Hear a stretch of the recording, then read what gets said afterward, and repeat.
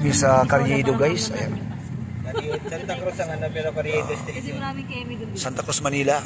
Magpapasko na nga. Malapit na po tayo sa Quiapo. Sa naramdaman na malapit na. I know. Yung mga tugtog ng Christmas. Doon sa unahan, doon sa looban yun. Maraming tao. Siguro yung Sa Quiapo na po yun. Walking distance na from here. Makikita daw dito si Tangon. Sa may tondo. Sa Quiapo, oo. Ano, iba yung buo. Ano doon sa kumakain sila. Ayun, si Bane, no? Ayun, no? Daming bindor. Ayun guys, ang bahay ng Quiapo guys doon. Daming bindor dito. Matao talaga itong lugar na ito. Ano? Nung ko dito naman. Si Erika. Madalas ako sa ano, Magtitipol. Pero, tsaka nung kay Siren siya. Pero dito, nagdinivisoria kami. Si Erika. Buhay na buhay ang negosyo rito guys. Kasi matao itong lugar na ito. Kaya ang ambience yan. May ngat-ngat ng daga yung bag ko. Ang bag.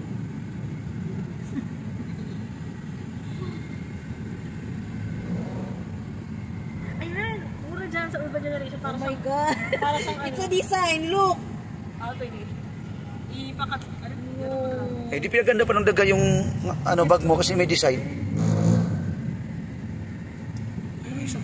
Buhay na buhay po dito ang negosyo. Pinagay ko naman ko sa lalog yun. Ikot-ikot na lang kayo dito mamaya. Tapos ba?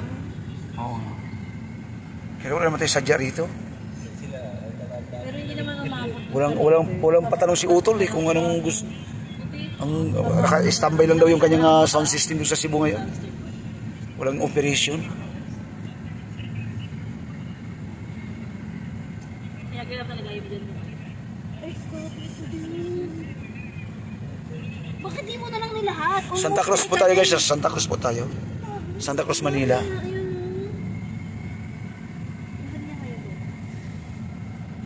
Ikot naman po tayo para doon sa punta po tayo ng simbahan ng Quiapo. Kaya mahirap pumanap ng parking dito ngayon tol. Doon sa ano, Pagula. Kasi naman match sa ano. Pero kagandahan dito, kahit magpaikot-ikot ka, maghanap ka ng, hanggang sa makahanap ka ng parking, you know. Dahil may mga legit na nagbabantay talaga rito. Nakakatakot naman mag-drive dito. Mga tao, you know.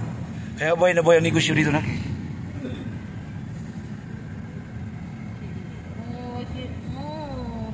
Yung generator ko, pwede.